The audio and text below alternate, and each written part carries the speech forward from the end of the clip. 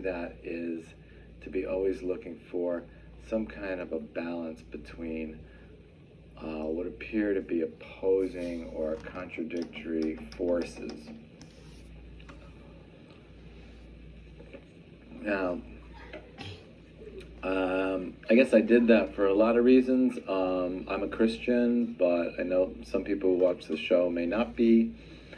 And I think a lot of us have a lot more in common with each other than we realize. And when we label each other as, either by a religion or political party or whatever it might be, we just create these subcultures that just, they help to identify us to another person, but quite often that identity that is then used to separate.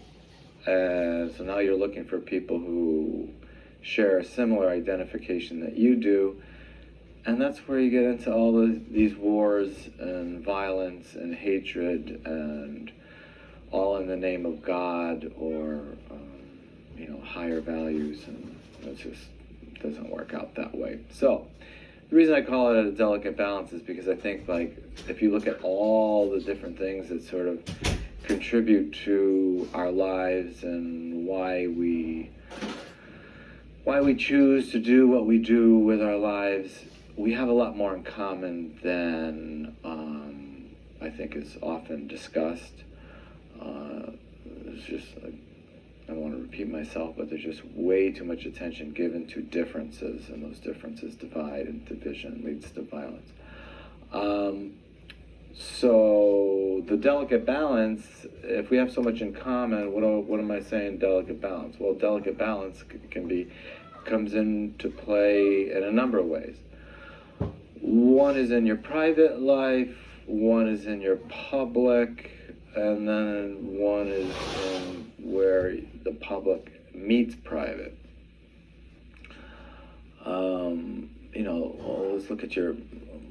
Let's just look at this, shall we?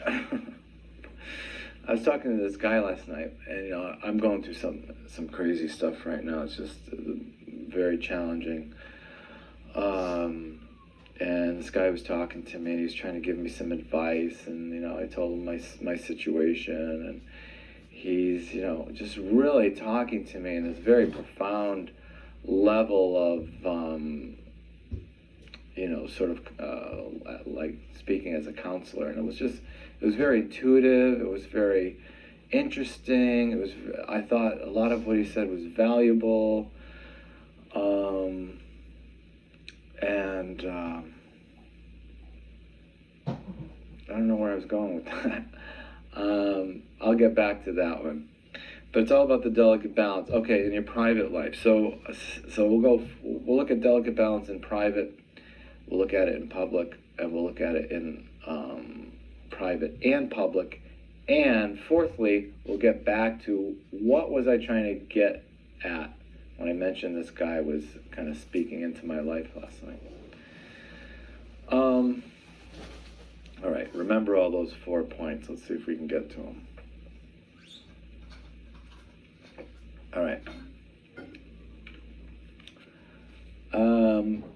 Private. Where is the delicate balance in private? Because, your private life is your private life. Nobody needs to know about it. It's your internal experience. In fact, I'm going to get back to this guy that was talking to me last night. And he was talking about, in part of his life, he was just feeling really judged. And at some point, he just was, analyzing things and thinking, the only one who's really affected by judgment, for himself, was himself. And his point was, if he's not judging himself, then why is he concerned about the judgment of others? You're only living, with yourself, as far as you extend, out to others. But their perception of you is their issue. It's not your issue.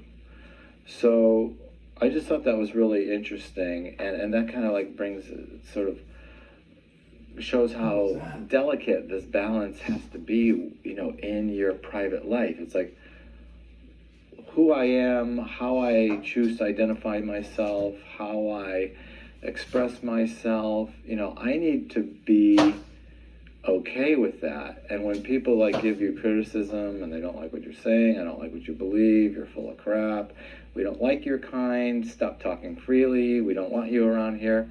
Okay, that's their thing. And your own personal equilibrium can be kept in balance by a number of things. Let's see. Well, one, you have to come to grips with who you are and what you're most comfortable with as far as you identifying who it is you are and what you want to be and what you can become. And then you need to balance that over the positive affirmation that you get from others, which is public. You can't just see what I'm saying. It's like the delicate balance idea, just like it just applies in so many different areas. That's why I chose it for the focus for the show. So that's an example of private. We can get back to that in a minute. And just public life, I think the delicate balance is, if you are too focused on performing for the benefit of others and being fulfilling certain roles that others expect you to meet in very prescribed ways that they've communicated to you either verbally or in other ways, and you start performing for others to be accepted, and you get your sense of self out of that social acceptance of this new persona or this developing persona that you're creating with the input of others, then it really becomes, I think, the scale, as far as the balance goes, the scale becomes balanced too far in the public arena. Where's the personal balance in there where you're always trying to perform to please others? So in that sense, you need that healthy balance, because the affirmation of others, the judgment of, just because you have judgment from others, it doesn't mean it's nefarious or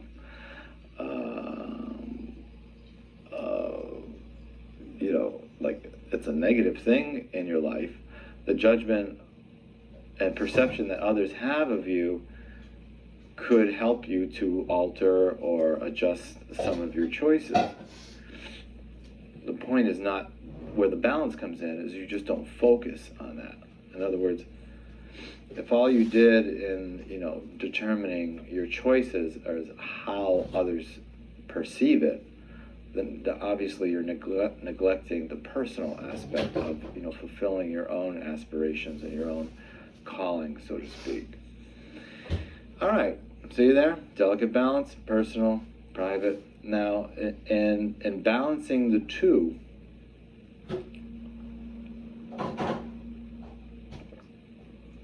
my own way of looking at that is that, we've already kind of talked about it with those two examples, but to me it's kind of like,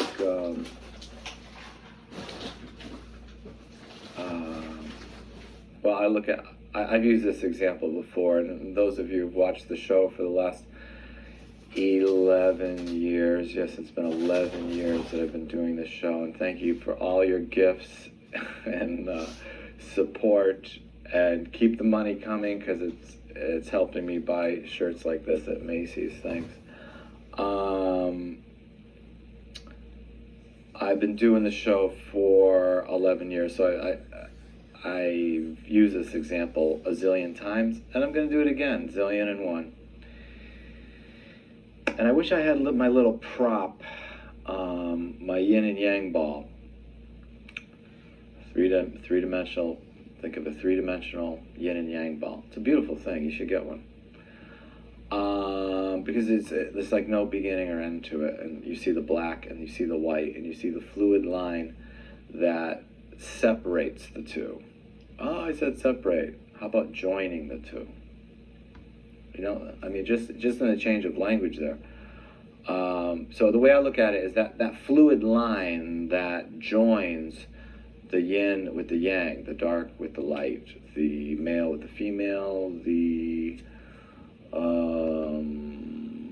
what are another good opposing,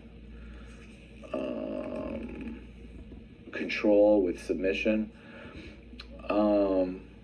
That fluid line is you. So human life is expressed in that fluid organic line that joins yin and yang, and you walk, talk, live, and breathe that line. That's why it's organic. That's why when you see pictures of it, it's not just a straight, it's not a square with one side white, one side black. No, it's this fluid line that is ever moving with a constant flow of balance between opposing, what appear to be opposing extremes. And you are that line.